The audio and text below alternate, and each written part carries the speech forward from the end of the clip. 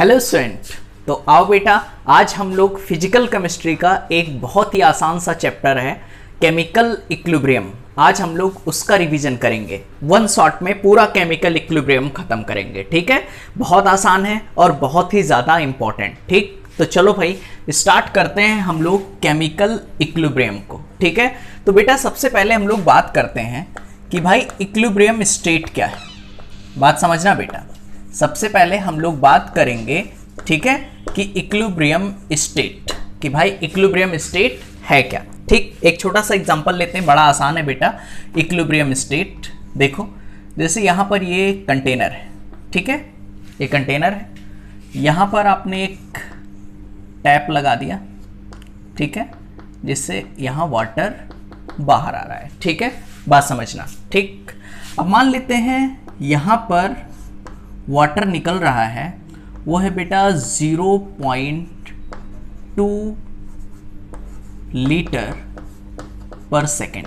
ठीक है, इस स्पीड से वाटर बाहर हो रहा है। ठीक है, अब यहाँ पे वाटर जब यहाँ से वाटर जब आ रहा है बेटा, तो इसमें वाटर फिल होगा, इस कंटेनर में पानी भर जाएगा। ठीक, अब क्या किया मैंने, इस कंटेनर में एक छोटा सा होल कर दिया, छोटा सा होल कर दिया।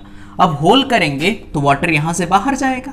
बोलो भाई, इतनी बात समझ में आ रही है। ठीक, अब जब यहाँ वाटर बाहर जाएगा, मान लेते हैं ये जो वाटर बाहर जा रहा है इसकी स्पीड है 0.1 लीटर पर सेकेंड। ठीक है, कुछ इस स्पीड से वाटर बाहर हो रहा है बेटा। 0.2 लीटर पर सेकेंड की स्पीड से आ रहा है और 0.1 लीटर पर सेकेंड की स्पीड से जा रहा है, बाहर निकल रहा है वाटर। बताओ क्या अभी भी वाटर लेवल बढ़ेगा? बोलो भाई, वाटर लेवल अभी भी बढ़ेगा। अब हमने क्या किया बेटा, इस होल को थोड़ा सा और बड़ा कर दिया। ठीक है, इस होल को थोड़ा सा और बड़ा कर दिया। अब 0.2 लीटर पर सेकेंड से वाटर आ रहा है, यहां पर 0.2 लीटर पर सेकेंड से वाटर बाहर जा रहा है। ठीक है, अब मुझे बताओ क्या वाटर लेवल कांस्टेंट हो गया? बताओ भैया, अब यहां पर वाटर लेवल कांस्टेंट हो गया। बताओ बेटा, अब वाटर लेवल बढ़ेगा या घटेगा? कुछ नहीं होगा ना, कि भाई जिस स्पीड से वाटर आ रहा है उसी स्पीड से वाटर बाहर जा रहा है। तो बताओ बेटा, यहां रिएक्शन रुकी है या नहीं? ठीक है, रिएक्शन रुकी हुई तो नहीं है, रिएक्शन हो रही है, बट इसमें कोई चेंज आ रहा है नहीं। ठीक, तो हमेशा ध्यान रखो कि ऐसा स्टेट जहां पर मेजरेबल प्रॉपर्टी, जैसे अपने पास टेम्परेचर हो गया, प्रेशर हो गया, कलर हो गया, ठीक है, कंसंट्रेशन हो गया, जो मेजरेबल प्रॉपर्टी होती है, जिस स्टेट पर या जिस पॉइंट पर वो कांस्टेंट हो जाती है, उस स्टेट को आप लोग क्या बोलते हो? Equilibrium state. तो जैसे यहां पर वाटर क्या है? Measurable property. तो यहां पर वाटर लेवल क्या हो गया बेटा? कांस्टेंट हो गया है। तो इस स्टेट को हम लोग क्या बोलते हैं? Equilibrium state. या ऐसे कुछ लोग बोल देते हैं बेटा कि जहां पर rate of forward reaction exactly equal हो जाए रेट ऑफ बैकवर्ड रिएक्शन के, तो उस स्टेट को आप क्या बोलते हो? Equilibrium state. बोलो, इतनी बात समझ में आ रही है? ठीक है, चलो खैर हम लोग बेटा रिवीजन कर रहे हैं, इतना ज्यादा अब इसको लिखने की जरूरत नहीं है। आगे बात करते हैं हम लोग रिवर्सिबल रिएक्शन की। रिवर्सिबल रिएक्शन, कि भाई रिवर्सिबल रिएक्शन क्या होती है? बात समझना, ऐसी रिएक्शन जो फॉरवर्ड भी जा सके एज वेल एज बैकवर्ड भी जा सके, ऐसी रिएक्शंस को आप क्या बोलते हो बेटा? Reversible reaction. जैसे मैंने लिखा N2 + 3H2 is equal to 2NH3। ठीक है, ऐसी रिएक्शन जो फॉरवर्ड भी जा सके एज वेल एज बैकवर्ड भी जा सके, जैसे N2 + 3H2 मिलकर के क्या बना रहा है? अमोनिया 2NH3, फिर अमोनिया टूट करके किस में कन्वर्ट हो रहा है बेटा? N2 और H2 में। तो ऐसी रिएक्शंस जो दोनों डायरेक्शन में फॉरवर्ड भी जा सके एज वेल एज बैकवर्ड भी जा सके, ऐसी रिएक्शंस को आप क्या बोलते हो? Reversible reaction. ठीक है, चलो भाई आगे बात करते हैं सेकंड है अपने पास इररिवर्सिबल रिएक्शन। ठीक है, ऐसी रिएक्शन जो सिर्फ और सिर्फ एक डायरेक्शन में मूव करे, फॉरवर्ड मूव करे, उसे क्या बोलोगे बेटा? Irreversible reaction. जैसे एसिड बेस न्यूट्रलाइजेशन, आपने लिया HCl और ले लिया बेटा NaOH। अब बताओ HCl क्या है अपने पास? एसिड है। NaOH क्या है? बेस है। तो यहां का H, यहां का OH, वाटर आपने निकाल दिया, क्या बेटा NaCl साल्ट बना और प्लस H2O। आप देखो यहां पर NaCl साल्ट का फॉर्मेशन हो गया H2O, ठीक है। तो एसिड बेस न्यूट्रलाइजेशन होती है या प्रेसिपिटेशन रिएक्शन होती है या कंबशन रिएक्शन होती है, ये सब क्या होती है आपकी इरिवर्सिबल रिएक्शन, ठीक है। तो दिमाग में बिठाओ कि बेटा ऐसा स्टेट जहां पर रेट ऑफ फॉरवर्ड रिएक्शन बराबर हो जाए रेट ऑफ बैकवर्ड रिएक्शन के, उस स्टेट को आप क्या बोलते हो, इक्विलिब्रियम स्टेट। या फिर ऐसा पॉइंट, ऐसा स्टेट जिस पर सारी मेजरेबल प्रॉपर्टी जैसे टेम्परेचर, प्रेशर, कंसंट्रेशन, कलर, ये सारी चीजें जिस स्टेट पर कांस्टेंट हो जाए उस स्टेट को आप क्या बोलते हो, इक्विलिब्रियम स्टेट। फिर मैंने बोला कि रिवर्सिबल रिएक्शन क्या होती है, ऐसी रिएक्शंस जो फॉरवर्ड भी जा सके एज वेल एज बैकवर्ड भी जा सके, ऐसी रिएक्शंस को आप क्या बोलते हो बेटा, रिवर्सिबल रिएक्शन। इरिवर्सिबल रिएक्शन क्या होती हैं, ऐसी रिएक्शंस जो सिर्फ एक डायरेक्शन में मतलब फॉरवर्ड जा सके, ऐसी रिएक्शंस क्या कहलाती हैं, इरिवर्सिबल रिएक्शन, ठीक है। जैसे एसिड बेस न्यूट्रलाइजेशन रिएक्शन क्या है, एक इरिवर्सिबल रिएक्शन है, ठीक है। चलो भाई आगे बात करते हैं बेटा। अगला होता है अपने पास होमोजीनियस रिएक्शन, ठीक है। कि भाई होमोजीनियस रिएक्शन क्या है, बात समझना। जैसे बेटा मैंने लिखा N2 gas plus 3H2 gas is equal to 2NH3 gas, ठीक है, ये लिख दिया, बात समझना, ठीक। N2 gas, 3H2 gas, 2NH3 gas. अब देखो भैया रिएक्टेंट में क्या है, ये तो आप जानते हो कि इसको आप क्या बोलते हो, रिएक्टेंट, और इसको आप क्या बोलते हो बेटा, प्रोडक्ट। बात समझना, रिएक्टेंट में N2 भी गैस है, H2 भी गैस है, यहां पर अमोनिया भी क्या है, गैस है। तो बेटा इसमें रिएक्टेंट के फेजेस और प्रोडक्ट सबके फेजेस क्या हैं, सेम है। ये भी गैसियस फेज में है, रिएक्टेंट भी और प्रोडक्ट भी गैसियस फेज में है। तो बेटा अगर इनके फेजेस सेम है, ये गैस है, ये गैस है, ये भी गैस है, तो ऐसे रिएक्शंस को आप क्या बोलते हो, होमोजीनियस रिएक्शन। क्या बोलोगे बेटा, होमोजीनियस रिएक्शन, ठीक है। आगे बात करते हैं, अगला है अपने पास हेट्रोजीनियस रिएक्शन।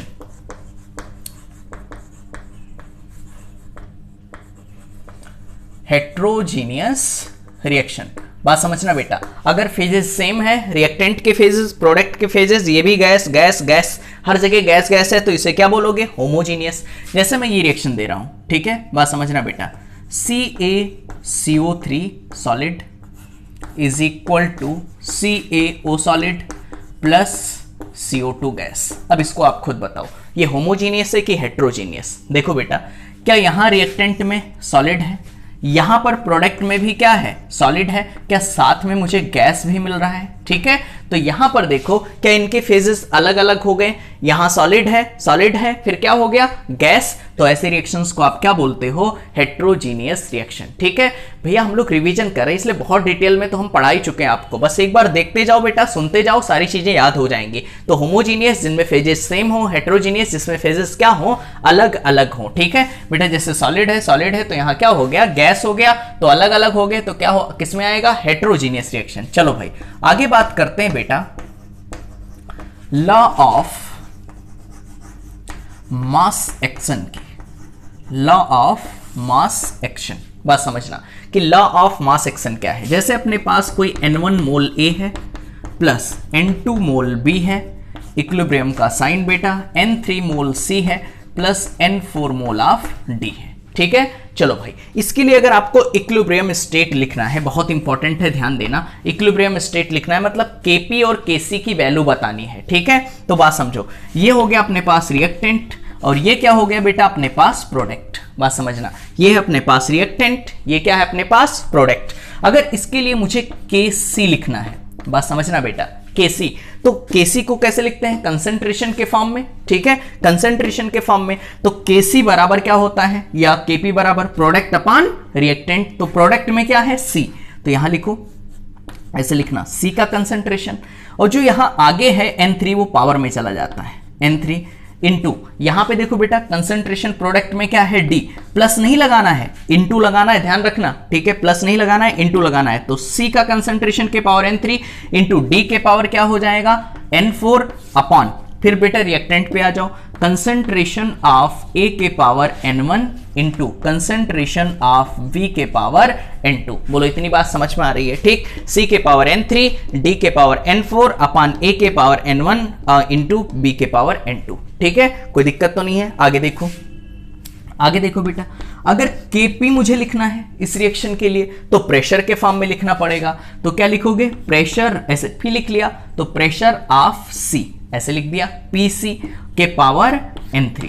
बात समझ रहे हो, Pc के power N3 into pressure of D के power, partial pressure of D के पावर क्या हो जाएगा, N4। वही चीज है बेटा, बस यहाँ ब्रैकेट में लिखा कंसंट्रेशन फॉर्म में, यहाँ प्रेशर फॉर्म में लिख रहे हैं, ठीक है। और आगे देखो फिर क्या होगा, pressure of A, partial pressure of A के पावर N1 इंटू फिर पार्शियल प्रेशर ऑफ B के पावर क्या हो जाएगा, N2। बोलो इतनी बात समझ में आ रही है। तो इस तरीके से आप क्या लिख सकते हो, Kp और Kc लिख सकते हो, ठीक है। आओ एक क्वेश्चन के थ्रू मैं आपको समझाता हूं, बड़ा आसान है Kp और Kc लिखना।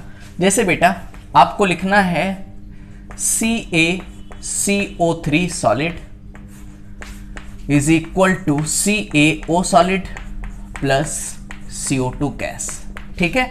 इसके लिए आपको लिखना है Kp और Kc, बात समझना, ठीक। देखो Kp और Kc लिखते समय एक चीज और बता दूं बेटा, अगर कहीं अपने पास सॉलिड आता है, क्या आता है, सॉलिड, तो उसको हम लोग यूनिटी लेके चलते हैं, 1 लेके चलते हैं। सॉलिड को क्या लेके चलेंगे, 1, हमेशा ध्यान रखो। तो इसके लिए अगर आपको Kc लिखना है तो Kc इज इक्वल टू क्या होगा बताओ, ये हो गया अपने पास प्रोडक्ट और ये क्या है अपने पास, reactant.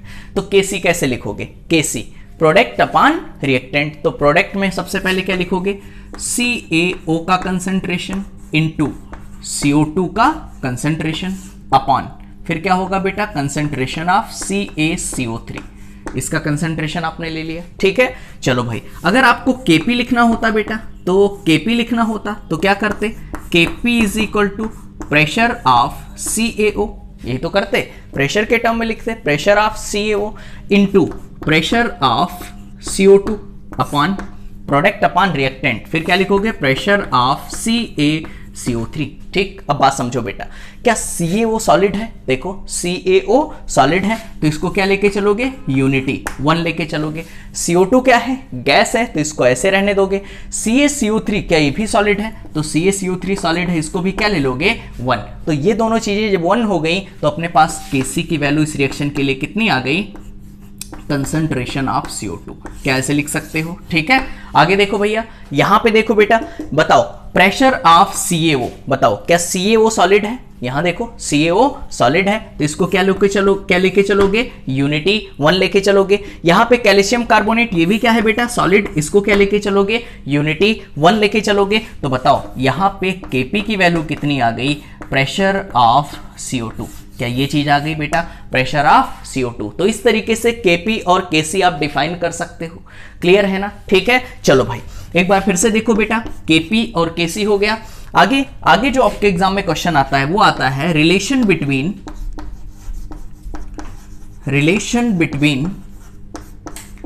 Kp and Kc, relation between Kp and Kc, कि हम लोग Kp और Kc में क्या रिलेशन होता है उसकी बात करते हैं। तो देखो बड़ा आसान है, Kp बराबर Kc इंटू RT के पावर डेल्टा n, ये रिलेशन होता है Kp is equal to Kc RT के पावर डेल्टा n। देखो बेटा Kp क्या है, equilibrium constant of pressure, Kc क्या है, equilibrium constant of concentration, R क्या है, गैस कांस्टेंट, T क्या है, टेम्परेचर, और सबसे इंपॉर्टेंट जिसका पूरा रोल है बेटा वो है डेल्टा n, ठीक है। तो डेल्टा n क्या होता है, n होता है number of moles of product minus number of moles of reactant, number of moles of product अब minus number of moles of reactant. और ये किस फॉर्म में होने चाहिए, सारी चीजें गैसियस फॉर्म में होनी चाहिए, तभी आप डेल्टा एन निकाल सकते हो, number of moles of product minus number of moles of reactant, ठीक है। अब जैसे आपको डेल्टा एन निकालना है, कोई भी रिएक्शन आ जाए बेटा, ठीक है, डेल्टा एन निकालना है। जैसे मैं यहां पर एक रिएक्शन दे रहा हूं 2HI is equal to H2 plus I2, ठीक, इसके लिए आपको डेल्टा एन निकालना है, ठीक।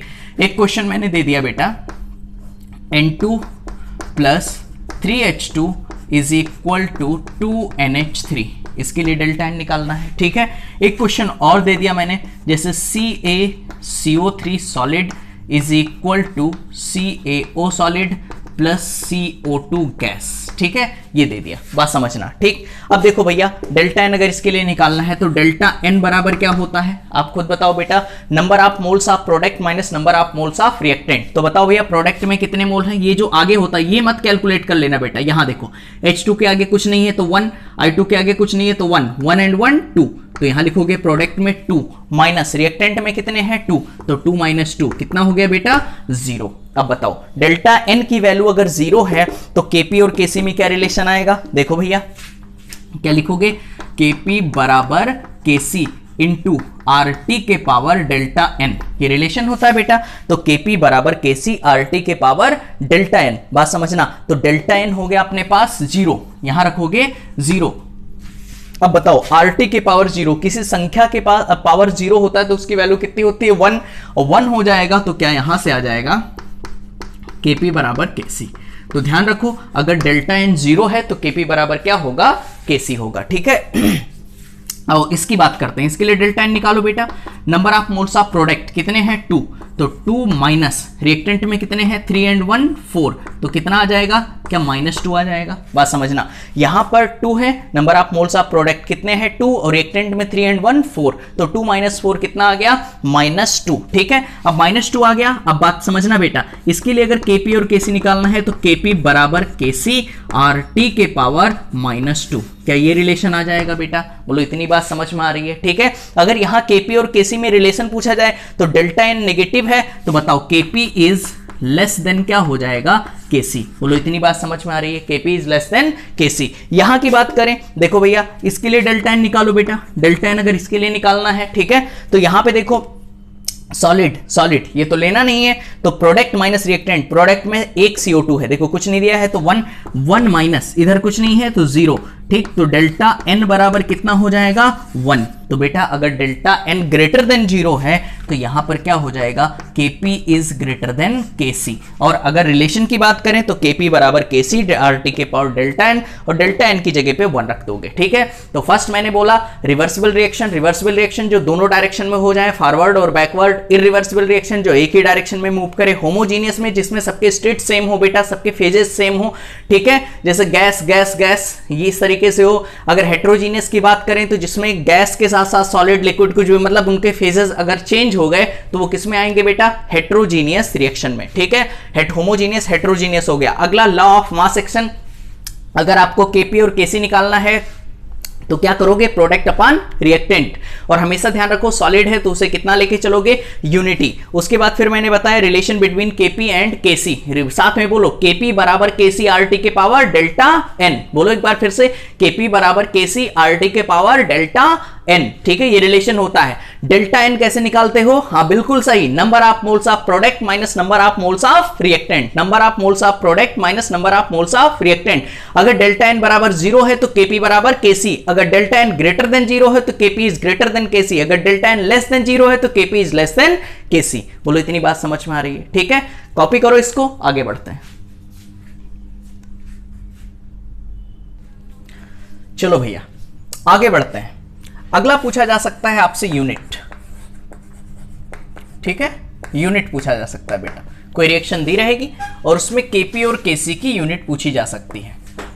जैसे मैंने रिएक्शन दे दिया 2NH3 is equal to N2 plus 3H2, ये रिएक्शन दे दिया। ठीक है, 2 नाइट्रोजन 6 हाइड्रोजन। ठीक, अब इसके लिए अगर बेटा केपी की यूनिट आपको बतानी है तो केपी प्रेशर की बात हो रही है तो सिंपल आप याद रखो एटीएम के पावर डेल्टा एन, क्या याद रखना है, एटीएम के पावर डेल्टा एन। अब बताओ डेल्टा एन क्या होगा, number of moles of product minus number of moles of reactant. तो कितने हैं 3 एंड 1 4, प्रोडक्ट में कितने हैं 4 माइनस यहां पे कितना है 2, तो बताओ बेटा कितना आ गया 2। तो यहां पर इसकी यूनिट क्या आ जाएगी, एटीएम के पावर 2। ठीक, ये केपी की यूनिट आ गई। एक बार देख लो, कोई डाउट। चलो भाई केसी की यूनिट होती है बेटा, देखो ऐसे, इसमें ऐसे मोल लीटर इनवर्स के पावर डेल्टा एन मत याद करो, कभी कभी गलत हो जाता है। ठीक है, तो यहां पे सिंपल पहले आप ये लिख लिया करो। इसके लिए केसी लिखोगे तो क्या लिखोगे, कंसंट्रेशन ऑफ N2, ये लिखा, इनटू कंसंट्रेशन ऑफ H2, ये लिखोगे बेटा। 3 है वो कहां चला जाएगा, पावर में, बिल्कुल सही, लॉ ऑफ मास एक्शन। ठीक है, यहाँ पे तो प्रोडक्ट अपॉन रिएक्टेंट, तो यहाँ पे क्या लिखोगे बेटा, अमोनिया NH3, आगे 2 मोल है, पावर 2 कर दिया। ठीक, बड़ा सिंपल है। तो यहाँ पे देखो क्या लिखोगे, N2 की बात करें तो इसके लिए क्या होगा बेटा, इसका कंसंट्रेशन तो होगा मोल लीटर इनवर्स यहां पर क्या होगा, H2 का होगा बेटा मोल लीटर इनवर्स के पावर 3, ये कर दोगे अपॉन, यहां पे देखो क्या होगा, मोल लीटर इनवर्स, और यहां पे इसका स्क्वायर है, स्क्वायर। अब बात समझना, इसके स्क्वायर से ये चीज कैंसिल हो गया, यहाँ 2 कैंसिल हो गया भाई, 1 बचा, समझ रहे हो, 3 है यहाँ 2 है, तो 2 इसका कैंसिल हो गया। अब यहाँ 1 बचा, यहाँ 1 बचा, तो देखो बेटा मोल इंटू मोल क्या लिखोगे, मोल स्क्वायर लिखोगे। ठीक, और लीटर के पावर -1, लीटर के पावर -1, तो यहाँ पे क्या हो जाएगा, लीटर के पावर -2।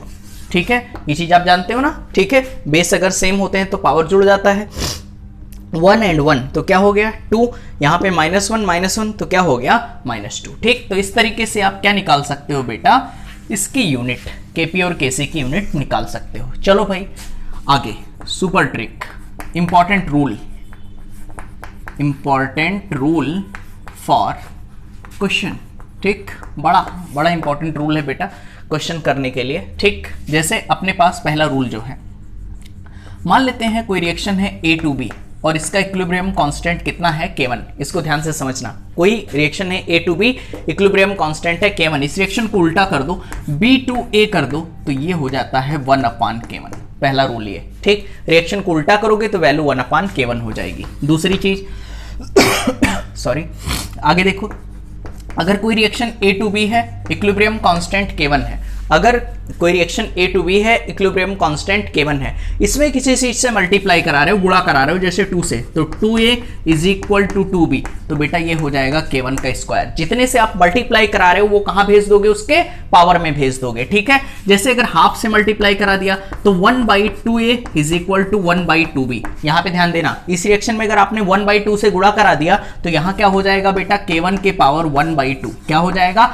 K1 के पावर 1/2। ये दूसरा रूल है। ठीक, तीसरा रूल, अगर कोई रिएक्शन A to B है, कोई दूसरी रिएक्शन है B to C, अगर कोई रिएक्शन है तीसरी C to D, मान लेते हैं इसका इक्विलिब्रियम कांस्टेंट K1 है, इसका K2 है और इसका K3 है। ठीक है, अगर बेटा सबको ऐड करना हुआ तो B से B गया, C से C गया, तो फाइनली अपने पास क्या आया, A to D। और अगर कभी भी रिएक्शन ऐड कर रहे हो तो इक्विलिब्रियम कांस्टेंट आपस में मल्टीप्लाई हो जाते हैं, तो K1 into K2 into K3, ये तीनों क्या हो जाएंगे, तीनों का आपस में मल्टीप्लाई हो जाएगा। ठीक है, चलो भाई एक क्वेश्चन मैं दे रहा हूं आपको। ठीक, जैसे बेटा मैंने दे दिया, क्वेश्चन है अपने पास। ठीक, देखो भाई जो क्वेश्चन है अपने पास, जैसे ये है, HI gas is equal to half H2 plus half I2, ये दिया हुआ है। ठीक, half H2 plus half I2 दिया हुआ है, और इसके लिए Kc की वैल्यू दी हुई है 8। कितनी दी हुई है, 8 दी हुई है। और एक दूसरी रिएक्शन दी हुई है कि H2 plus I2 is equal to 2HI, H2 plus I2 is equal to 2HI। इसके लिए आप Kc की वैल्यू बताओ। ठीक है, अब देखो भैया, इसके लिए एक स्टेप में मैं आंसर लिखना आपको सिखा रहा हूं बेटा। इस रिएक्शन को देखो, HI gas, half H2 half I2, Kc की वैल्यू 8 दी हुई है। इस रिएक्शन के लिए आपको Kc की वैल्यू बतानी है, तो बताओ बेटा। सबसे पहले दूसरी रिएक्शन देखो, दूसरी रिएक्शन की वैल्यू बतानी है तो पहले रिएक्शन को दूसरे के बराबर कर लो, बस सिंपल आंसर आ जाएगा। तो बराबर करने के लिए देखो, यहां पे रिएक्टेंट साइड में H2 और I2 है, यहां पे प्रोडक्ट साइड में H2 और I2 है। क्या पहले रिएक्शन को रिवर्स करना पड़ेगा? बात समझना बेटा, पहले रिएक्शन को क्या कर दें, रिवर्स कर दें, एक स्टेप में होगा। ठीक, तो जब पहले रिएक्शन को रिवर्स करोगे तो क्या होगा, half H2 plus half I2 is equal to HI, यही तो करोगे। देखो पहले रिएक्शन को आपने क्या करा, रिवर्स कर दिया। तो बताओ रिएक्शन को जब रिवर्स करते हो, देखो A to B था, B to A किया, तो जो वैल्यू होती 1/K1 हो जाती। तो 8 था, इसका आंसर कितना आ जाएगा, 1/8। बोलो इतनी बात समझ में आ रही है? क्या पहले के बराबर हुआ? नहीं हुआ। अब देखो क्या चाहिए मुझे, H2 और I2 चाहिए, और यहां क्या है, हाफ H2 हाफ I2। क्या इसमें 2 से मल्टीप्लाई करा दें, 2 से गुणा करा दो, 2 से गुणा करा दो, 2 से गुणा करा दो, तो 2 2 गया, 2 2 गया, बता के बचा कितना, H2 बचा, I2 बचा, यहाँ 2HI। तो बताओ जितने से आप मल्टीप्लाई कराते हो वो कहाँ जाता है, उसके पावर में, तो ये इसके पावर में, तो 1/64 इसका आंसर हो जाएगा। बोलो बेटा, ठीक है, कोई डाउट? चलो एक क्वेश्चन और करते हैं, आ जाओ भाई। ठीक, अगला जो क्वेश्चन है अपने पास, अगला क्वेश्चन है बेटा N2, एक स्टेप में करना है, 3H2 N2 plus 3H2 is equal to 2NH3 और इसका इक्विलिब्रियम कांस्टेंट है K1। दूसरी रिएक्शन है बेटा N2 plus O2, N2 plus O2 is equal to 2NO, इसका इक्विलिब्रियम कांस्टेंट है K2। तीसरा है H2 plus half O2 is equal to H2O, equilibrium constant है K3। और आपको बताना है find the equilibrium constant, find the equilibrium constant for this reaction. और रिएक्शन है अपने पास 2NH3 plus 5/2 O2 gas is equal to 2NO gas. ठीक, वैसे सारे गैसेस फॉर्म में ही दिए हैं, ठीक है। 2NO gas plus 3H2O gas, 3H2O gas, ठीक है। चलो भाई आओ देखते हैं इसको एक स्टेप में कैसे करोगे, बड़ा सिंपल है। देखो बेटा, ये वाली रिएक्शन मुझे लानी है इन तीनों रिएक्शन की हेल्प से। अब ये तीनों रूल अगर आपको याद है, इसको एक स्टेप में देखो बेटा, ऐसे चाहो तो दिमाग में भी कर सकते हो। सिंपल देखो यार, क्या अमोनिया प्रोडक्ट साइड है, यहां अमोनिया रिएक्टेंट साइड है, दिख रहा है, अमोनिया प्रोडक्ट साइड, यहां अमोनिया रिएक्टेंट साइड, मतलब इसको तो उल्टा करना पड़ेगा। तो इसको उल्टा करो, तो इसको उल्टा करोगे तो वैल्यू क्या आ जाएगी, 1/K1। ऐसे सोचो, क्योंकि भाई अब टाइम नहीं है, ठीक है, एक स्टेप में आंसर लाने के लिए। यहां क्या है रिएक्टेंट साइड, यहां क्या है बेटा प्रोडक्ट साइड, तो इस रिएक्शन को उल्टा कर दिया, 2NH3 आ गया, तो वैल्यू हो गई 1/K1। क्लियर, ठीक है। आगे देखो बेटा, 2NO, यहां पर प्रोडक्ट साइड 2NO, यहां भी प्रोडक्ट साइड 2NO। दूसरे रिएक्शन में कुछ करने की जरूरत नहीं है, ये हो गया K2। दूसरी रिएक्शन में कुछ करने की जरूरत नहीं है, ठीक है। आओ भाई तीसरे की बात करते हैं बेटा, क्या H2O प्रोडक्ट साइड, यहां पर भी H2O क्या है प्रोडक्ट साइड, बात समझना। तो इसको भी रिएक्शन को उल्टा तो करने की जरूरत नहीं है, तो क्या होगा, K3 तो रहेगा ही, लेकिन बेटा क्या यहां 3H2O है, कितना है 3H2O, तो इसमें कितने से मल्टीप्लाई कराना पड़ेगा, 3 से मल्टीप्लाई कराना पड़ेगा, और जितने से आप गुणा कराओगे वो चीज कहां जाएगी, इसके पावर में। और फिर जब सबको जोड़ोगे सब आपस में मल्टीप्लाई हो जाएंगे, तो इसका आंसर क्या आया, K2 इंटू K3 का होल स्क्वायर अपॉन K1, ये इसका आंसर है। बोलो इतनी बात समझ में आ रही है, ठीक है। K2 इंटू K3 का K3 का होल क्यूब, 3 से मल्टीप्लाई कराया है ना, K3 का होल क्यूब अपॉन K1, ठीक है। बोलो इतनी बात समझ में आ रही है, इसको कॉपी करो बेटा, फिर हम लोग आगे बढ़ते हैं। चलो भाई आगे बात करते हैं बेटा, और किस टाइप के क्वेश्चन आ सकते हैं। अगला पूछा जा सकता है, फाइंड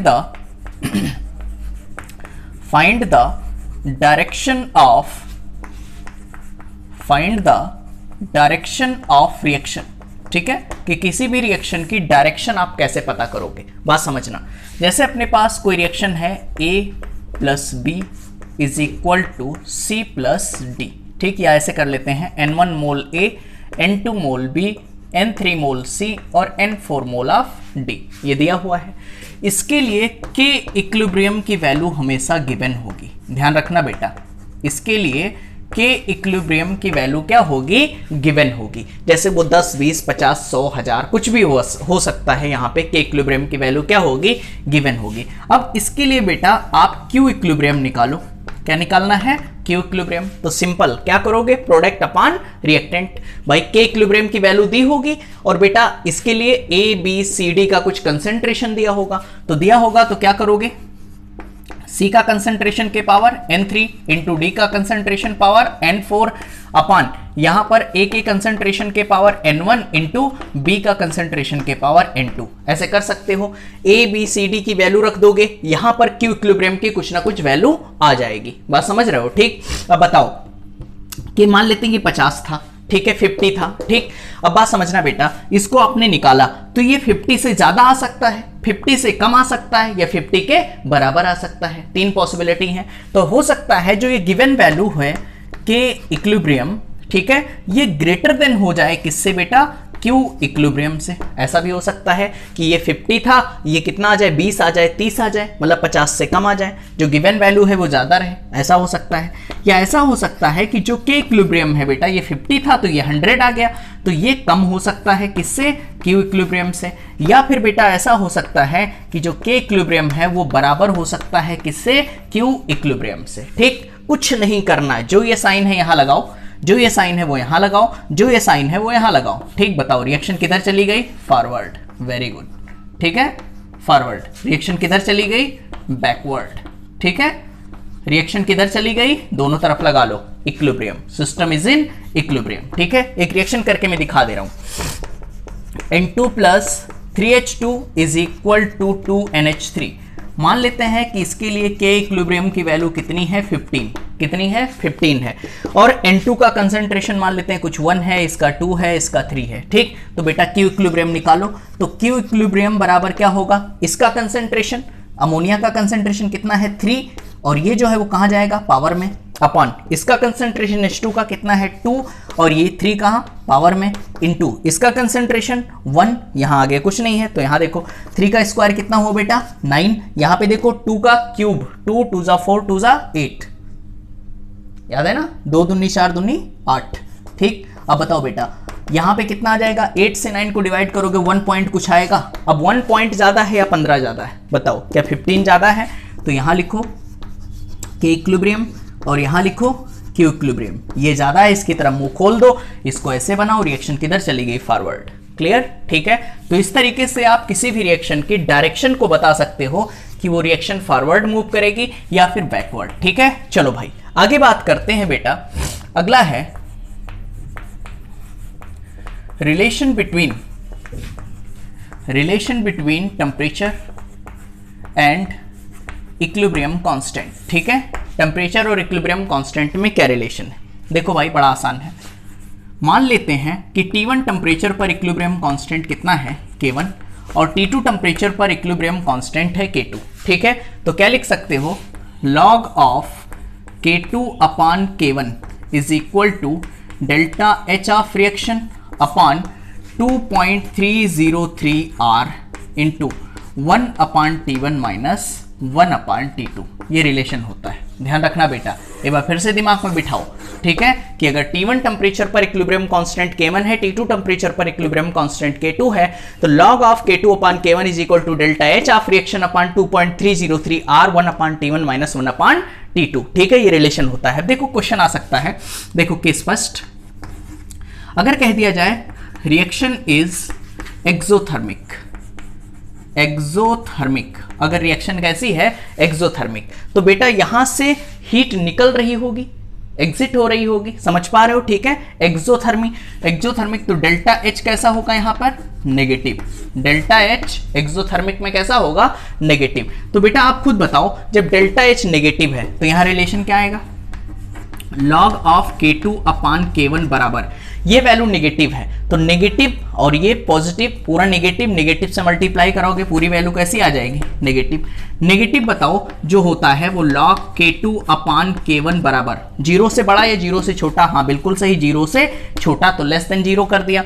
और 0 को आप क्या लिख सकते हो बेटा, log K2 अपॉन K1 ये लिखा, लेस देन क्या 0 को लिख सकते हो log 1, क्योंकि log 1 की वैल्यू कितनी होती है, 0, log से log गया, यहां से क्या कर सकते हो, K2 is less than K1, क्या K2 is less than K1 आ जाएगा। ठीक, तब जब डेल्टा H नेगेटिव है। ठीक है, दूसरी चीज बेटा, अगर delta H is equal to positive, मतलब रिएक्शन आपकी कैसी हो, एंडोथर्मिक। ठीक है, तो बताओ यहां पर क्या इस बार log of K2 upon K1 की वैल्यू कैसी आएगी, पॉजिटिव आएगी, और पॉजिटिव जो होता है बेटा तो log K2 अपॉन K1 की वैल्यू क्या ग्रेटर देन 0 आएगी, और 0 की जगह पे आप क्या लिख सकते हो, log 1, तो लिखो log K2 अपॉन K1 बराबर log 1, और log से log गया, देखो भाई 0 की जगह क्या लिख सकते हो, log 1, यहाँ ग्रेटर देन होगा। ठीक है, ग्रेटर देन 0, क्योंकि पॉजिटिव है तो ग्रेटर देन 0, तो यहाँ log से log गया, K2 is greater than K1। ठीक, आप खुद मुझे बताओ, तीसरा केस, अगर मैं डेल्टा H ऑफ रिएक्शन को 0 कर दूं, डेल्टा H ऑफ रिएक्शन 0 है, तो बताओ बेटा पूरी वैल्यू 0 हो जाएगी, log of K2 upon K1 बराबर 0, और तो log of K2 upon K1 बराबर 0 की जगह क्या लिखोगे, log 1, log से log गया तो क्या हो जाएगा, K2 बराबर K1। तो ध्यान रखना, अगर डेल्टा एच ऑफ रिएक्शन अगर 0 है तो K2 बराबर K1, अगर delta H of reaction greater than 0 है तो बेटा K2 is greater than K1, अगर delta H of reaction less than 0 है मतलब एक्सोथर्मिक है तो यहां पर K2 is less than K1। ठीक है, तो ये रिलेशन होता है किसमें, टेम्परेचर और इक्विलिब्रियम कांस्टेंट में, कि T1 टेम्परेचर पर इक्विलिब्रियम कांस्टेंट K1 है, T2 टेम्परेचर पर इक्विलिब्रियम कांस्टेंट K2 है, तो log of K2 upon K1 is equal to delta H of reaction upon 2.303 R1 upon T1 minus 1 upon T2। ठीक है, चलो भाई आगे बात करते हैं। अगला है बेटा relation between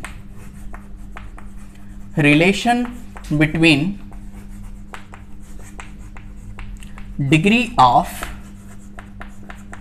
dissociation, relation between degree of dissociation and vapour density, कि वेपर डेंसिटी और डिग्री ऑफ डिसोसिएशन में क्या रिलेशन है। तो बड़ा आसान है, डिग्री ऑफ डिसोसिएशन को आप अल्फा लिखते हो, capital D minus small D into n minus 1 into D, ये रिलेशन होता है।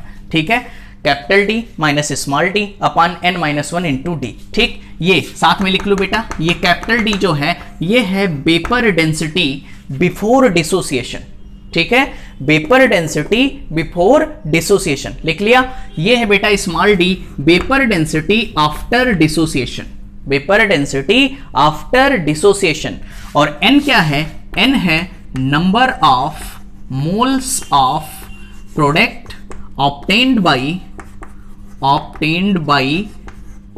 1 mole of reactant, 1 mole of reactant, number of moles of product obtained by 1 mole of रिएक्टेंट। ठीक है, तो ये रिलेशन होता है alpha is equal to capital D minus small D into n minus 1 into D. Capital D क्या है बेटा, vapour density before dissociation, small D क्या है, vapour density after dissociation, n minus 1 into D क्या है भैया, नंबर n क्या है, number of moles of product obtained by 1 mole of reactant. ठीक है, अब ध्यान देना बेटा, कैपिटल डी की वैल्यू कैसे निकालोगे, तो कैपिटल डी हमेशा निकालोगे molecular weight of reactant by 2 से, molecular weight of reactant by 2 से। ठीक है, एक क्वेश्चन मैं आपको इस पे करवा दे रहा हूं बेटा, एक क्वेश्चन है अपने पास, क्वेश्चन है N2O4, ठीक है, gas is equal to 2NO2, और इसके लिए स्मॉल डी डिसोसिएशन के बाद की वेपर डेंसिटी दी हुई है 30।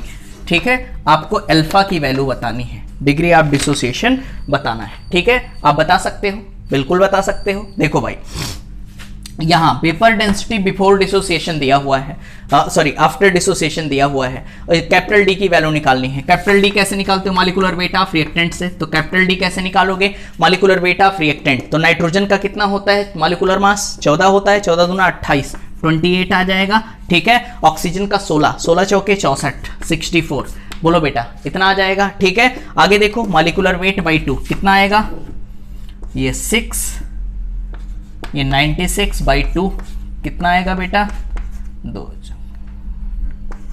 1 मिनट, ये सॉरी ये 92 होगा, 8 and 4 12, 6 and 2 8 9, तो 46 आ जाएगा। ठीक है, आगे देखो, तो ये कैपिटल डी की वैल्यू कितनी आ गई, 42। अब बताओ n क्या है, number of moles of product obtained by 1 mole of reactant, तो बेटा प्रोडक्ट में कितने, 1 मोल से बन रहा है, प्रोडक्ट में कितने हैं 2, तो n की वैल्यू कितनी हो जाएगी 2। तो देखो अल्फा की वैल्यू निकालनी है, कैपिटल डी कितना आ गया 46 माइनस स्मॉल डी कितना दिया हुआ है क्वेश्चन में 30 अपान n माइनस 1 इंटू डी, तो n कितना है बेटा 2, तो n माइनस 1 इंटू डी। ठीक, तो कितना आ जाएगा, यहाँ पे आ गया 16 और यहाँ आ गया 30। सॉल्व कर लो आंसर, बोलो इतनी बात समझ में आ रही है। ठीक है, कॉपी करो, फिर हम लोग आगे बढ़ते हैं। चलो भाई आगे बढ़ते हैं। अगला बेटा, अगला क्या है इसमें, केमिकल इक्विलिब्रियम में रिलेशन बिटवीन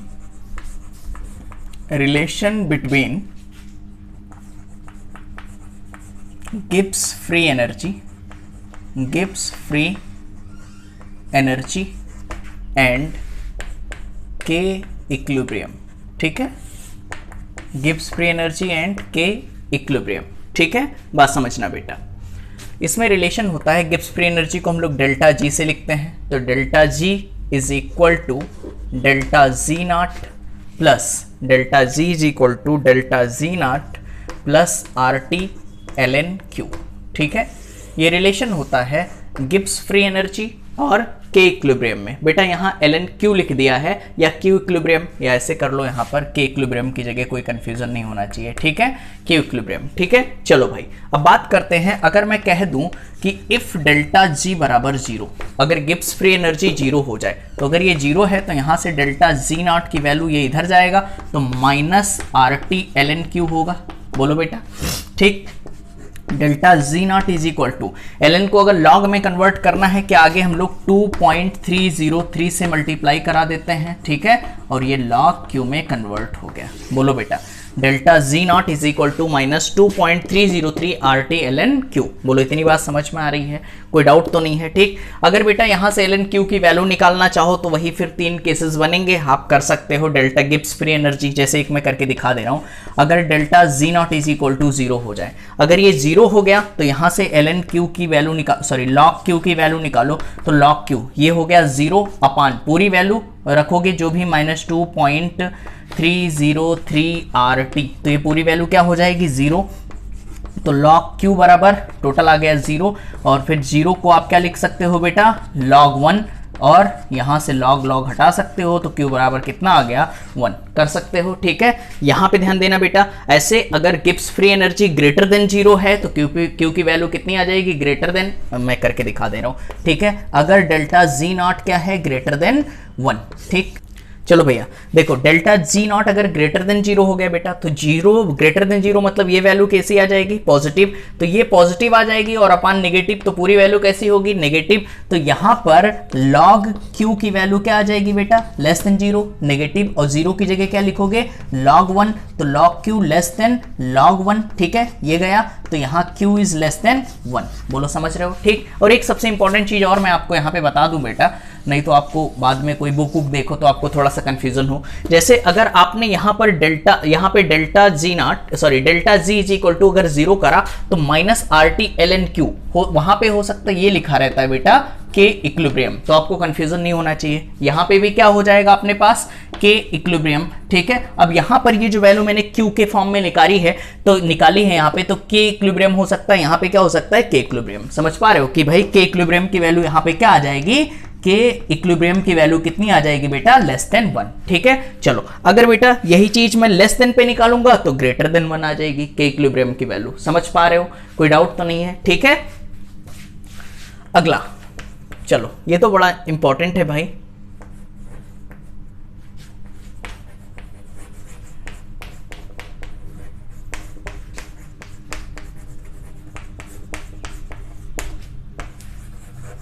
ली चैटलियर प्रिंसिपल। ठीक है, ली चैटलियर प्रिंसिपल। ठीक है, जानते हो इसे क्या होता है, यदि कोई तंत्र साम्यावस्था में है तो उसको प्रभावित करने वाले कारक ताप, दाब एवं सांद्रता में परिवर्तन किया जाए तो साम उस तरफ विस्थापित होगा जिधर डाले गए कारक का प्रभाव कम हो। कुछ आया समझ में? नहीं। ठीक है, आओ भैया आओ सीखते हैं। यह है क्या बेटा, ली Chatelier principal. If any external stress is applied on the system, if any external stress is applied on the system, then system will opposes and reaction will shifted either forward or backward।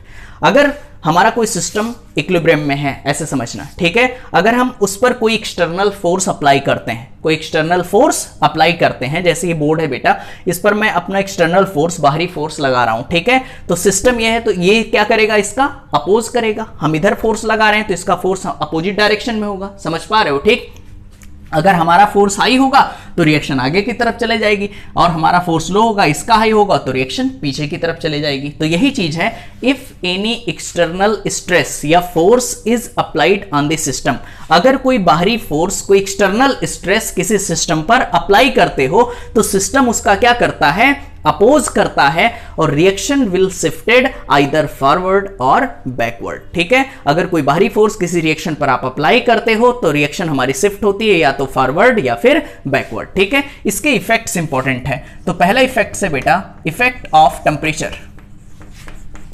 Effect of temperature, जहां से question आते हैं, effect of temperature. बात समझना, temperature में बेटा दो cases बनते हैं। केस फर्स्ट, अगर डेल्टा एच कैसा हो, पॉजिटिव हो, मतलब रिएक्शन आपकी कैसी हो, एंडोथर्मिक। रिएक्शन कैसी हो, एंडोथर्मिक। बात समझना, ठीक है। तो यहां रिएक्टेंट और यहां प्रोडक्ट, ठीक है भाई। एंडोथर्मिक है, डेल्टा एच कैसा है, पॉजिटिव। इंडो मतलब हीट दो, तो यहां पर मुझे हीट देनी पड़ेगी, डेल्टा एच। तो यहां हीट दोगे बेटा तो ये हो गया अपने पास हाई टेम्परेचर, और इधर क्या हो गया, लो टेम्परेचर। अब आप मुझे बताओ कि टेम्परेचर बढ़ाओगे तो रिएक्शन किधर शिफ्ट होगी, हाई से लो की तरफ, मतलब किधर जाएगी, फॉरवर्ड। ठीक है, इसका जस्ट उल्टा कर दो। अगर टेम्परेचर आप कम करोगे तो रिएक्शन किधर जाएगी, बैकवर्ड। ठीक है, कोई दिक्कत तो नहीं है। ठीक, तो बताओ बेटा, अगर अपने पास रिएक्शन एंडोथर्मिक है तो टेम्परेचर बढ़ाओगे तो किधर जाएगी, फॉरवर्ड। अगर बेटा टेम्परेचर कम करोगे तो किधर जाएगी, बैकवर्ड। ठीक है, चलो भाई केस सेकंड की बात करते हैं। केस सेकंड, ठीक, अगर मैं बोल दूं कि डेल्टा एच ऑफ रिएक्शन कैसी है, नेगेटिव, मतलब रिएक्शन कैसी है, एक्सोथर्मिक। एक्सोथर्मिक, ठीक है, एक्सो मतलब एग्जिट हो रही है, वहां से हीट निकल रही है, तो रिएक्टेंट, प्रोडक्ट और यहां पर डेल्टा एच एक्सोथर्मिक है बेटा, यहां से हीट निकल रही है। हीट निकल रही है तो क्या इस बार प्रोडक्ट की तरफ हाई टेम्परेचर होगा, समझ पा रहे हो, और रिएक्टेंट की तरफ क्या होगा, लो टेम्परेचर। क्लियर है, इधर क्या होगा, हाई टेम्परेचर, इधर क्या होगा, लो टेम्परेचर। अब मुझे बताओ, इस केस में अगर जब आप टेम्परेचर बढ़ाओगे, बात समझना बेटा, जब इस केस में आप टेम्परेचर बढ़ाओगे तो रिएक्शन हाई से लो की तरफ जाएगी, मतलब क्या, बैकवर्ड डायरेक्शन। समझ पा रहे हो, किधर जाएगी भैया, बैकवर्ड डायरेक्शन। और बेटा इसी केस में अगर टेम्परेचर आप कम कर रहे हो, टेम्परेचर क्या करोगे, कम कर रहे हो, तो रिएक्शन किधर चली जाएगी, फॉरवर्ड। बोलो इतनी बात समझ में आ गई। ठीक है, तो ये चीज आपको समझ में आनी चाहिए कि ली चैटलियर प्रिंसिपल में क्या होता है, जब रिएक्शन अपनी एंडोथर्मिक होती है तो एंडोथर्मिक में टेम्परेचर बढ़ाने पर रिएक्शन जाती है फॉरवर्ड, बेटा टेम्परेचर कम करने पर रिएक्शन किधर जाती है, बैकवर्ड। ठीक है, केस सेकंड में अगर रिएक्शन आपकी कैसी होती है, एक्सोथर्मिक होती है, और टेम्परेचर जब आप बढ़ाते हो तो रिएक्शन जाती है बेटा बैकवर्ड, टेम्परेचर कम करते हो तो रिएक्शन जाती है फॉरवर्ड। ठीक है, ये इफेक्ट है टेम्परेचर का। आओ भाई इफेक्ट ऑफ प्रेशर डिस्कस करते हैं। ठीक है, तो effect of pressure, effect of pressure, ठीक है, कि बेटा प्रेशर का क्या इफेक्ट है, बड़ा आसान है। ठीक है, देखो बस इसमें मैं एक लाइन लिखना चाहता हूं बेटा कि on increasing pressure, on increasing pressure, pressure बढ़ाने पर, ठीक है, reaction goes to that side where number of moles are less. ठीक है, प्रेशर बढ़ाने पर रिएक्शन उधर मूव करेगी जिधर नंबर ऑफ मोल्स क्या होंगे बेटा, कम होंगे। ठीक है, तो यहां पे लिख सकते हो on increasing, on increases pressure, reaction goes to that side where number of moles are less। ठीक है बेटा, प्रेशर बढ़ाने पर रिएक्शन उधर मूव करेगी जिधर नंबर ऑफ मोल्स कम होंगे। जैसे मैं एक रिएक्शन दे रहा हूं, PCl5 is equal to PCl3 plus Cl2। अब जरा बताना, इसमें प्रेशर बढ़ाने पर रिएक्शन किधर मूव करेगी, इधर कितने मोल हैं, 1 मोल, इधर 1 and 1 2 मोल हैं, तो बेटा इधर है अपने पास 2 मोल। ठीक है, और इधर कितने हैं, 1 मोल। तो प्रेशर बढ़ाओगे तो 2 से 1 की तरफ, कम की तरफ जाएगी, मतलब रिएक्शन किधर जाएगी, बैकवर्ड। ठीक है, तो बस दिमाग में बिठा लो कि जब भी हम लोग प्रेशर बढ़ाएंगे तो रिएक्शन उधर मूव करेगी जिधर नंबर ऑफ मोल्स कम होंगे। बोलो इतनी बात समझ में आ रही है। ठीक, चलो बेटा इसी में मैं एक रिएक्शन और प्रेशर में ही देना चाहता हूं। जैसे मैंने दे दिया 2HI is equal to H2 plus I2। ठीक है, अब बताओ इसमें इधर कितने मोल हैं, 2 मोल, इधर 1 और 1 2 मोल, इस पे प्रेशर का कोई इफेक्ट नहीं होगा।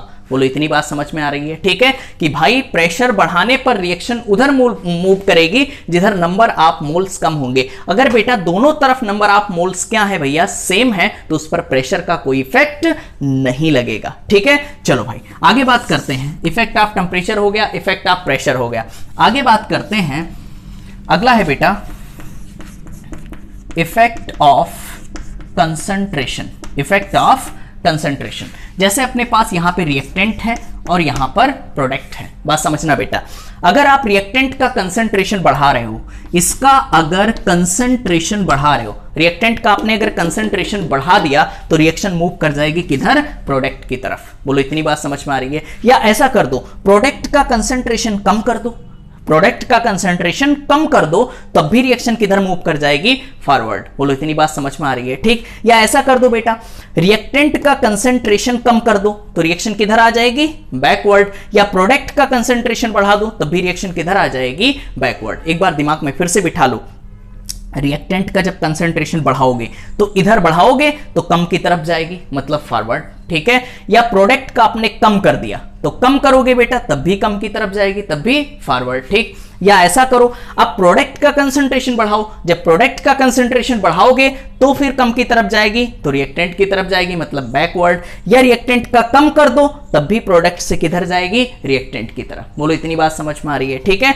तो भैया टेम्परेचर बढ़ाओगे तो एंडोथर्मिक है तो टेम्परेचर बढ़ाने पर फॉरवर्ड, कम करने पर बैकवर्ड, ठीक है बेटा। अगर एक्सोथर्मिक है तो टेम्परेचर बढ़ाने पर बैकवर्ड, कम करने पर फॉरवर्ड, ठीक है। Pressure, on increasing pressure reaction goes to that side where number of moles are less, ठीक है। लास्ट क्या बताए, इफेक्ट ऑफ कंसंट्रेशन, कंसंट्रेशन जिधर बढ़ाओगे उसके अपोजिट डायरेक्शन में रिएक्टेंट बढ़ाओगे तो रिएक्शन गोज टू प्रोडक्ट, ठीक है। बोलो इतनी बात समझ में आ रही है, ठीक। एक और है बेटा, इफेक्ट ऑफ कैटलिस्ट। अच्छा ऐसा करो, इतना कॉपी कर लो, मेरे पास स्पेस नहीं है, फिर मैं दोनों डिस्कस करता हूं बेटा, इसको एक बार कॉपी कर लो। चलो भाई आगे हम लोग कहां थे, effect of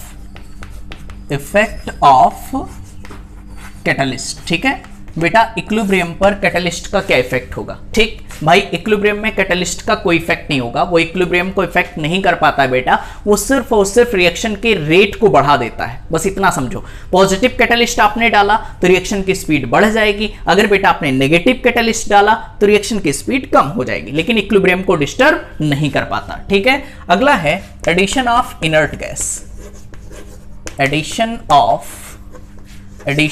of inert gas, ठीक है। अगर आप कोई इनर्ट गैस ऐड कर रहे हो उस इक्विलिब्रियम सिस्टम में, जैसे अपने पास ए है, इक्विलिब्रियम बी, ठीक है, इसमें कोई इनर्ट गैस आप ऐड कर रहे हो तो ध्यान देना बेटा, इनर्ट गैस ऐड करते हो तो दो कंडीशन आती है, ठीक है।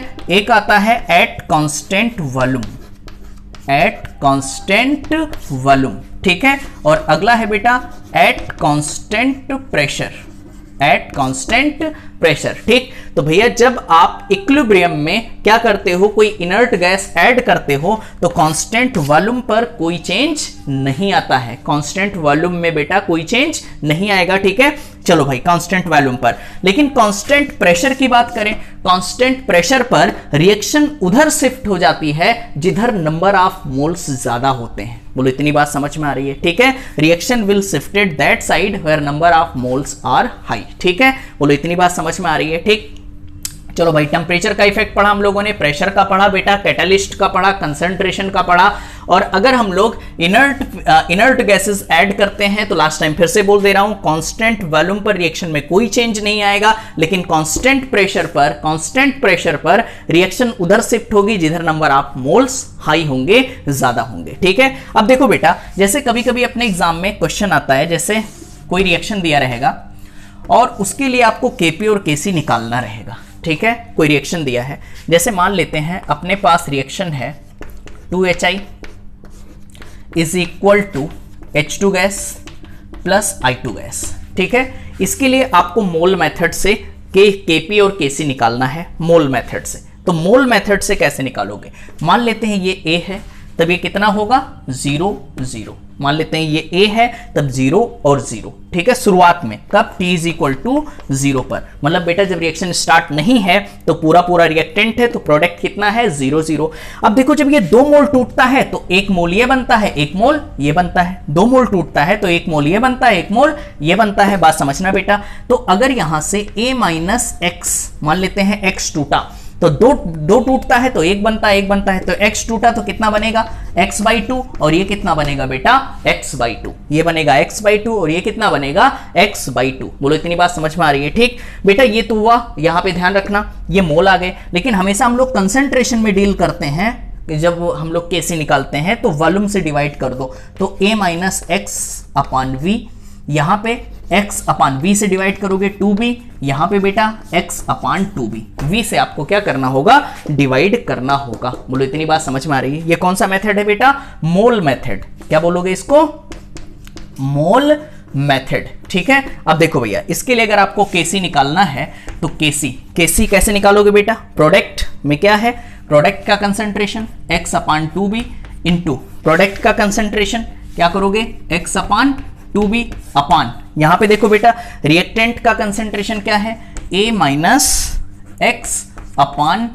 का होल स्क्वायर, ठीक है। यहां पे देखो a-x/v का होल स्क्वायर 2 है तो इसका होल स्क्वायर सॉल्व कर लोगे, क्या आ जाएगा केसी। अब बताओ बेटा इसके लिए डेल्टा एन की वैल्यू कितनी है, डेल्टा एन की वैल्यू 1 and 1 2 2 - 2 तो कितना आ गया 0। जब डेल्टा एन 0 है तो जो केसी होगा वही क्या होगा केपी, केपी बराबर क्या हो जाएगा केसी। मतलब इसके लिए जो केसी आपने निकाला वही किसके बराबर आ जाएगा केपी के, ठीक। आओ एक रिएक्शन और इसी में पहले इस रिएक्शन को बेटा हम लोग मोल मेथड से सीख लिए, डिग्री ऑफ डिसोसिएशन मेथड से अगर सीखना हो तो फॉर डिग्री ऑफ डिसोसिएशन, ठीक है, डिग्री ऑफ डिसोसिएशन मेथड से अगर इस क्वेश्चन को हल करना हो तो मैंने लिखा 2HI is equal to H2 + I2, ठीक। ये सब मैं सारी चीजें सिखा चुका हूं आपको, ठीक है। मान लेते हैं ये बेटा ये कितना है A है, ठीक है, बात समझना, ठीक, A है, ठीक, तो ये कितना है शुरुआत में 0 0, ठीक। मान लेते हैं बेटा x टूटेगा तो A - x या A - AX, हाँ बिल्कुल सही, डिग्री ऑफ डिसोसिएशन में A - AX ये करोगे बेटा A - AX, ठीक है। अब बात समझना A - AX, अब जब 2 टूटता है तो ये बनता है 1 और 1, तो बेटा ये AX टूटेगा तो ये कितने बनेगा AX/2 इंटू AX/2 कर सकते हो, ठीक है बेटा। आप क्या करोगे वॉल्यूम से डिवाइड कर लो और केसी आप निकाल सकते हो। बोलो इतनी बात समझ में आ रही है, ठीक। चलो भाई, तो यहां से डिग्री ऑफ डिसोसिएशन ऐसे कर सकते हो, ठीक बेटा। जैसे एक रिएक्शन में और लेना चाहता हूं आप लोग को, PCl5 is equal to PCl3 + Cl2। पहले इसको मोल मेथड से करो, तो मोल मेथड से शुरुआत में A तब ये 0 0 कर दिया, ठीक है। मान लेता है x टूट गया तो A - x, बेटा जब एक टूटता है तो एक ये बनता है, एक ये बनता है, तो x टूटा तो x ये बनेगा, x ये बनेगा। बोलो वॉल्यूम से डिवाइड कर दो, v एंड v, बस केसी निकाल लो। तो केसी बराबर क्या होगा, केसी इसका कंसंट्रेशन x/v इंटू इसका concentration x/v upon total concentration A - x/v, ठीक है। कर सकते हो इस तरीके से। क्या निकाला बेटा यहाँ पे केसी निकल गया, ठीक। अगर आपको केपी निकालना है, क्या निकालना है केपी, तो बेटा यहाँ होता है पार्शियल प्रेशर, तो पार्शियल प्रेशर के लिए हमें मोल निकालना होगा और टोटल मोल निकालने होंगे। तो टोटल मोल इसके लिए निकालो, तो टोटल मोल निकालोगे तो क्या करोगे A - x प्लस x सबको जोड़ दिया, देखो x से x गया तो A + x बचा, ठीक। अब मुझे केपी निकालना है तो उसके मोल कितने हैं x into total mole A + x into total pressure, ये कर सकते हो। इसके बाद केपी निकालना है तो इसके मोल x upon total mole A + x into total pressure, कर सकते हो। सेम चीज यहां पर इसके मोल कितना है A - x upon total mole कितना है बेटा A + x into total pressure, कर सकते हो। सॉल्व करके केपी निकाल सकते हो, ठीक है। अगर मैं इसकी डिग्री ऑफ डिसोसिएशन की बात करूंगा तो सिंपल बेटा क्या कर सकते हो डिग्री ऑफ डिसोसिएशन में A - x की जगह क्या करोगे A - AX, ये भी क्या बनेगा AX और ये भी कितना बनेगा AX। तो हमेशा ध्यान रखो, बस इतना सा डिफरेंस है मोल मेथड और डिग्री ऑफ डिसोसिएशन मेथड में। इसको आप कॉपी करो, फिर इस पे हम लोग 1-2 क्वेश्चन करते हैं। आओ बेटा 2 क्वेश्चन और करते हैं। यहां पे देखो 2HI है, 2HI ये डिसोसिएट हो रहा है H2 + I2 में, ठीक है।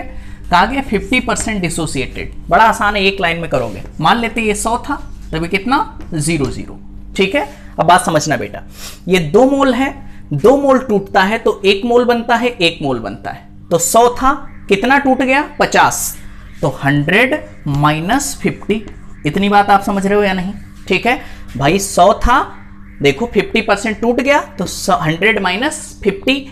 अब आगे कहा गया बेटा जब ये 2 मोल टूटता है तो एक ये बनता है, एक ये बनता है, तो 50 टूटा तो 25 ये बनेगा और 25 ये बनेगा, बस केसी निकाल लो। तो केसी बराबर इसका कंसंट्रेशन 25, इसका कंसंट्रेशन 25 अपान यहां पे 100 - 50, क्या 50 आएगा, 2 है तो 50 का स्क्वायर क्या होगा 50 इंटू 50। देखो ये किस स्टेप में 25 दूना 50, 25 दूना 50, 1/4 इसका आंसर है।